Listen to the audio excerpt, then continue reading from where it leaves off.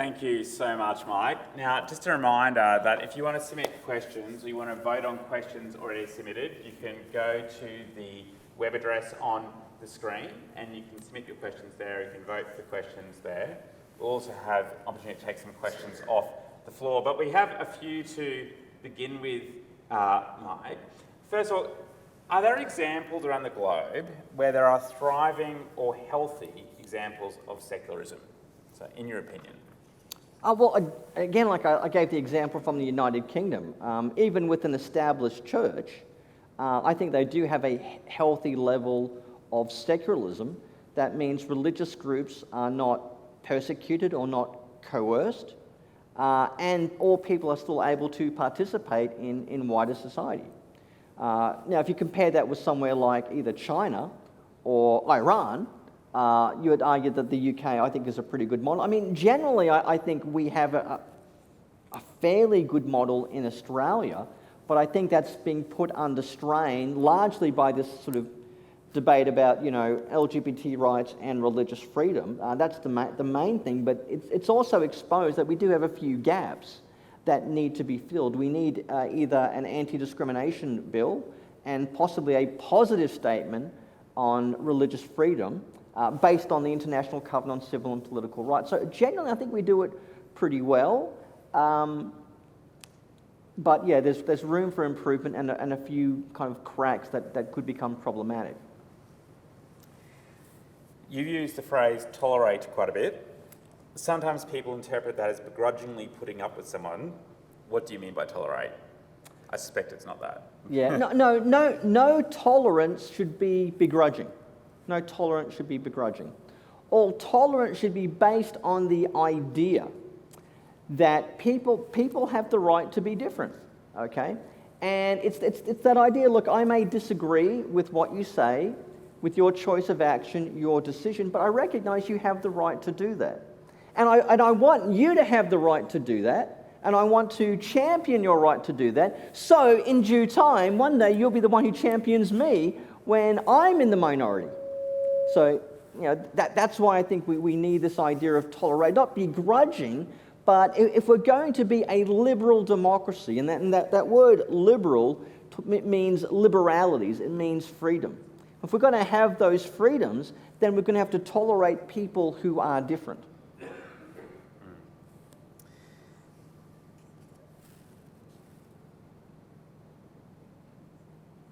Christians can sometimes be nervous about secularism. How would you communicate that secularism is actually good news for expressing and exercising the Christian faith? Yeah, well, I mean, that's kind of my whole thing. So I kind of like go on the road and talk about... Open invitation, yeah. Well, I would say secularism is actually a Christian invention. You could argue it goes back to the 11th century, with the Catholic Church was trying to find a way to disentangle itself from civil powers. It kind of has its roots there. It comes out of the Catholic versus Protestant conflict, after the Reformation. Now, I mean, the idea of religious toleration, I mean, that's not new. The Mongols, for all of their incredible brutality, actually were very good at practicing religious toleration. But that was the mere toleration. We just don't care. As long as we're conquering and taxing everyone, we don't really care what you do for worship. In secularism, it's more than toleration. It's about a framework where there is participation and a framework where the government does not discriminate against people, and it wants to encourage the participation of all peoples in our own political framework and their own pursuit of happiness. So I would say secularism is an explicitly Christian invention, and the proof of that, I think, is the way that secularism at the moment is waning in places like Turkey and India. Turkey, for a long time, was a secular Muslim country, I think largely born out of its proximity to Europe and the interface of European ideas. But I would argue that Islam and Hinduism, I would say, are not really religions. They're more like different types of civilizations. Because for us, Christians, were able to disentangle, worship from identity and ethnography and belonging to the state. But in Islam and Hinduism, they're all a lot more closer combined. And that is why I think we are seeing the erosion of secularism in both Turkey and in India. Because the idea of having that religion is a thing that's separate from your politics, we might take that as self-evident, but it's not self-evident for most of history and in other parts of the world. I mean, if you're a public servant in Thailand, as part of your job, you can be required to do Buddhist rituals, like light incense things. I mean, it seems foreign to us, but in different parts of the world, that separation of church and state doesn't exist. And the reason we have that is because of the history of Christianity in the West and how it sought to engage in its own internal disputes, ruptures and fissures and its own entanglements with political power. But those same debates haven't happened within Islam and within Hinduism. Now, just a reminder, if you'd like to ask a question from the floor, we do have a couple of mics roaming as well. Not this mic is not roaming, but some microphones roaming. So if you do, just pop your hand and then one of the ushers will come over to you. But just whilst we wait to see if anyone from the floor does have a question. Another question from online.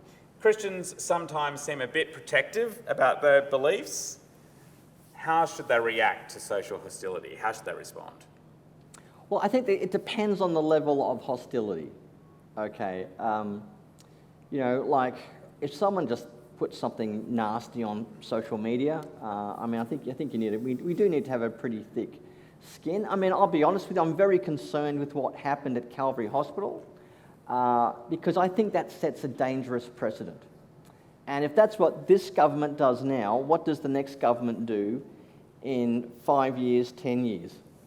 And I'm worried that there'll be things like a government will just one day decide they're going to nationalise all Christian schools or something along those lines. So I think we need to have a response that's got to be proportional towards what we're facing. And I think that response has got to be leaning into this secular.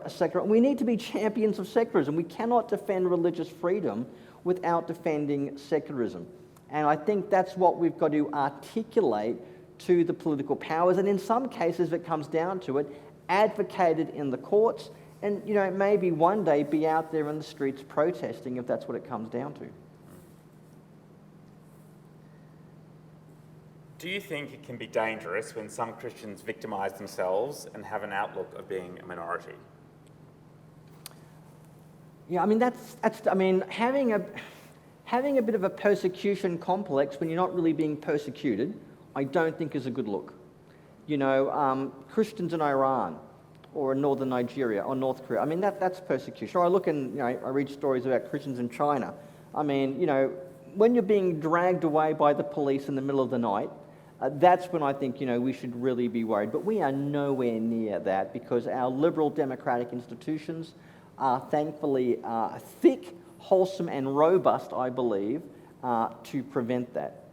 But what we can be alert to are some gradual incursions against religious freedom and against secularism. Let me give you one good example. In Victoria, they passed some gender identity, anti-gay conversion therapy laws and gender suppression. Now, the intention behind the laws was good. The idea you don't send gay teenagers to some sort of camp to be deprogrammed for their gayness, because we know that these things don't work, and in fact, they're very harmful to adolescents. So it's actually a bad idea to do this. Now, this was accepted and supported by the Anglicans, the Catholics, the Muslims, the Jewish organisation. We all agreed we don't want, conversion therapy for adolescents in, Victoria or anything like that. The problem was the government in Victoria defined gender suppression so incredibly broadly, so much so they explicitly prohibited certain types of prayer. Victoria is the only jurisdiction in the world that I know of that has literally criminalised certain types of prayer. I would say that's probably gone a bridge too far. And the other thing, in Victoria, if you mention the word celibacy in the context of LGBTI people or relationships, you can also find yourself potentially in trouble with the law. And it hasn't been tested yet. We don't know how far it's going to be taken. So that's probably an example of how I think we may have some minor incursions into religious freedom. When you're criminalising certain types of prayer, something I think has gone wrong there. And if no one's allowed to say the word celibacy without getting into trouble, I think there's also going to be some problems there. But we have to see it tested in the courts to see what happens and whether they're going to accept a broad or narrow definition of suppression. Under your recommendation, should there still be grounds when a government could tell religion what to do? Yeah, and in fact, the International Covenant on Civil and Political Rights lays out the conditions in which government can do that. So let me give you an example. During the pandemic, I think it was appropriate for the government to determine that groups gathering together, such as churches, may have to wear masks. Or maybe there has to be a prohibition on meeting together in certain periods because there's a pandemic or some sort of great emergency and the like. I think it is legitimate for governments to do that. Now, there can be the danger that governments take that a little bit too far. One incident I know in Western Australia, where there was a church service going on in a Catholic church. A police officer entered the church, ordered the priest to cease the service, and he then went around checking everyone's vaccine passports. This happened in Western Australia. And if I was the priest in charge, I would have been, I love police officers. I really do love police officers. But I would have told the police officer that now is not the appropriate time to do that, and he should have done it before the service, or he can wait until after the service. Because I would regard that as needlessly intrusive on that situation. But in theory, I believe, government can do it, but they've got to have reasons to do it. There are limits to religious freedom, but there are also limits to the limits you can put on religious freedom. Look, I could talk about the Syracuse principles and a whole bunch of other weird things, but I won't bore you with the details. The federal government is asking for submissions on the Combating Misinformation Disinformation Bill 2023. Any suggestions to include in the submission? It's due on the 6th of the 8th. They mentioned that as well. So. I've looked at this a little bit. I am a little bit concerned about what the government wants to do. It does have a kind of Big Brother, Ministry of Truth kind of a vibe to it. I understand the idea. You want to stop people spreading misinformation through Facebook, things like the vaccine's really got a chip in it to control your mind. I can understand why governments want to stop that kind of a thing, but we have to be very vigilant when it comes to defending freedom of speech. And what I tell people is whenever you knock down a fence, you've always got to ask yourself, why was the fence put up in the first place?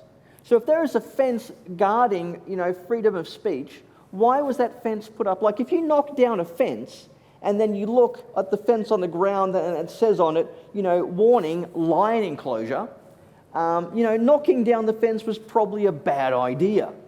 And I am a little bit concerned about this disinformation bill. Well-intentioned as it may be, in the hands of nefarious actors, it could be used as a form of censorship or widening or eliminating one of the most important freedoms we have, and that is freedom of speech. What is your position on Christians speaking into the public domain about matters of religious freedom? So should we be communicating with political reps? Yes, definitely. My advice is read any legislation that comes out on religious freedom or, freedom of speech or anything like that.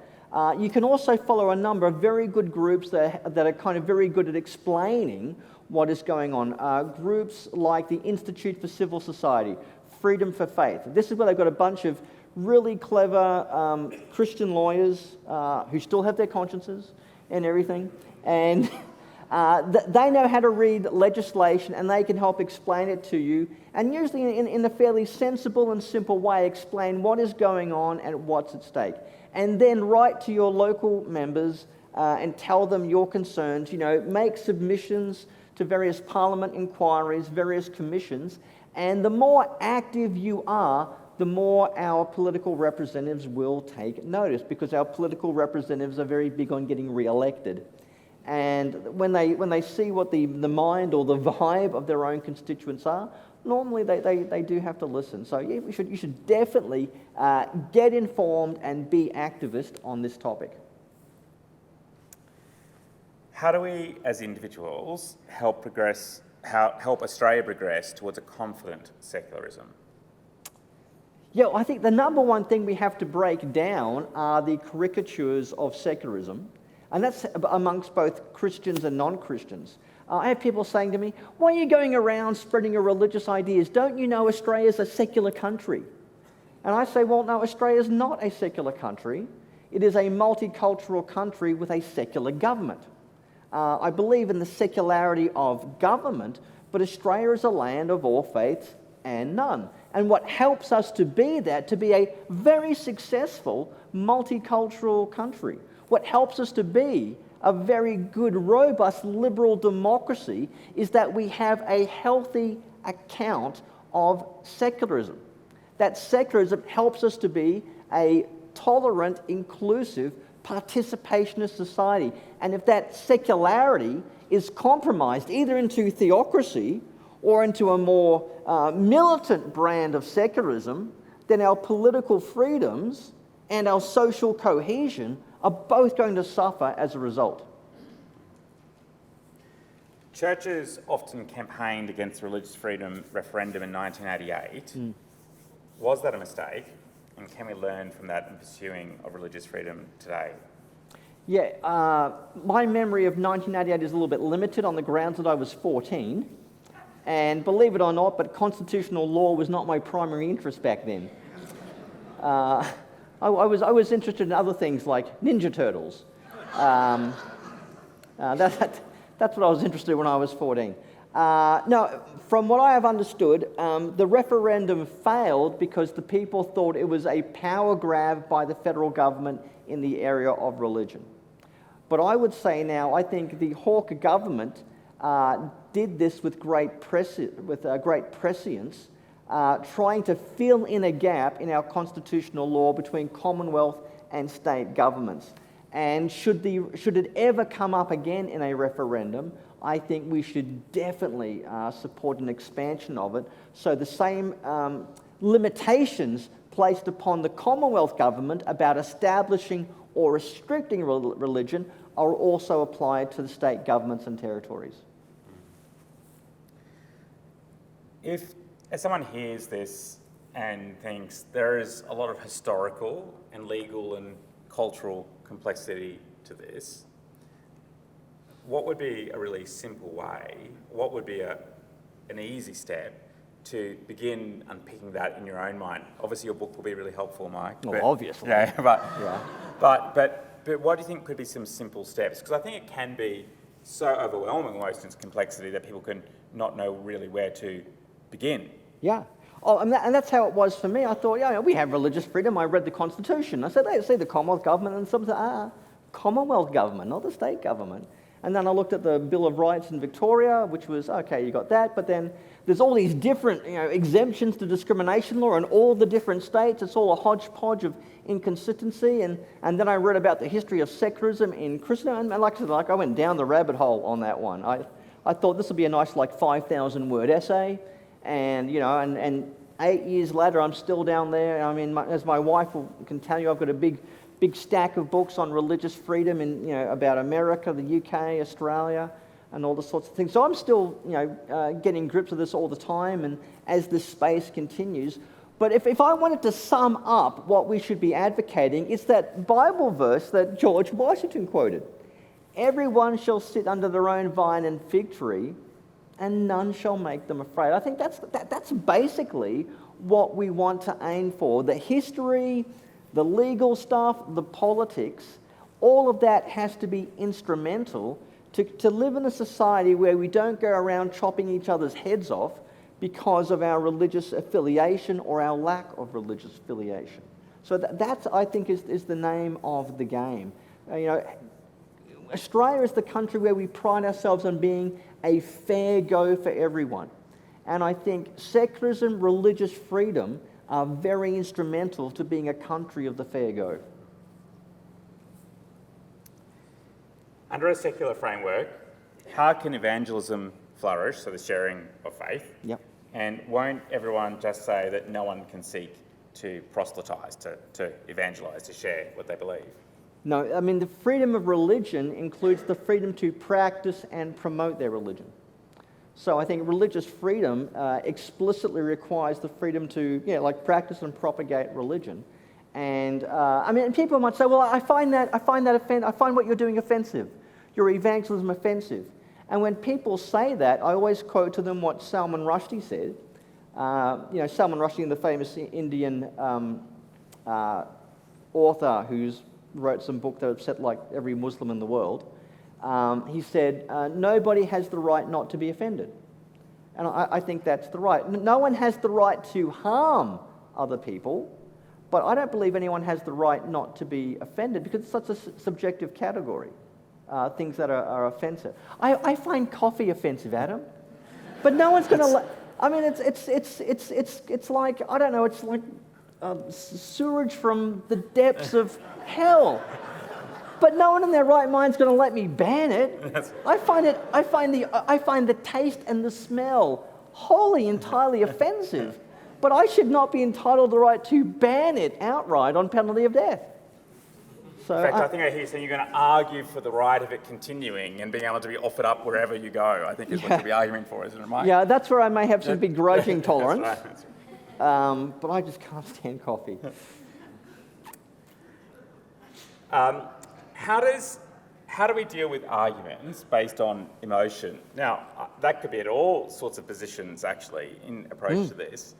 But I might actually add a little tweak to that question. So for those people who are Christians, who identify with the Christian faith, how do you think they should deal when confronted with emotional or even aggressive argument? Yeah. Okay, one thing you've got to remember, nobody changes their mind by being yelled at and verbally abused. I mean, sociologists have proved this. No one changes their mind by real rancorous, almost self-righteous tirades. Okay, no one changes their mind. Where people change their mind is when you raise a question in their mind, okay, or you sow seeds of doubt. So when I get confronted with somebody who says, well, Australia's a secular country, I say, well, which type of secularism do you advocate? French laïcité, the Turkish version, the American version, which is very much driven by locality. The secularism of Dallas is very different to the secularity of Boston. Which version of secularism do you advocate? Simply asking a question like that, they go, oh, I did not know there was kind of different versions. I say, well, explain to me your version of secularism. Well, I don't think that religious people should be sticking their nose in politics. I say, you mean religious people like Martin Luther King? Should he have been sticking his nose in politics? I mean, if the Reverend Martin Luther King was running for office, would you have voted for him? Because he had a very explicitly religious message. So did Malcolm X, who was a Muslim civil rights activist.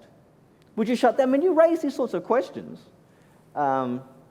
it just challenges people and it makes them think that maybe their version of secularism needs to come closer to yours. So, Mike, you're obviously, I think it's fair to say, a follower of Jesus. Very keen. Very keen. And this is linked to one of the questions that has been asked. As a follower of Jesus, how does he set an example for you in how to engage in gracious conversations, particularly around social or really hot topics of difference? Yeah, I mean, Jesus taught love of God and love of neighbour. We love God with our heart, mind, soul, and strength, and we love our neighbour as ourselves. If you're going to love your neighbour, you have to love your neighbour as they are, and you have to allow them to be who they are. You need to allow them to be other, to be different than you. Because the minute you try to coerce your neighbour to make them more like you, then you could argue that you're not loving your neighbour. Now, again, it can be a little bit complicated. If my neighbour believes he or she's entitled to murder people, you can't do that because they're not loving their neighbour. But I think if we make the teaching of Jesus central, love of God, love of neighbour, programmatic, not just for our personal ethics, but also for our public ethics, I think we'll have a very powerful testimony in public. I mean, that's why I think Martin Luther King was so powerful. He took a message that was very biblical, born of the 8th century prophets, of the teaching of Jesus, the Apostle Paul, and he brought it to the attention of the American people. So you claim you're Christian, and yet you not only turn a blind eye to these injustices, you manufacture these horrors for fellow men and women who are in the image of God, who are meant to be brothers and sisters in Christ. And that was powerful. It was powerful then, and I think a similar message for our own 21st century context, even laced in religious language of the Bible, I think would continue to be powerful today. Mike, you have been so generous with us tonight, thank you. And I really want to encourage, for those who are in person, you can continue the conversation, probably over hot chocolate or tea. But not coffee. But please feel free to continue the conversation with Mike. And you might also have some follow-up things you want to post online, and we're happy to share those as well. I'm going to share out some resources. But would you like to put your hands together and thank Mike?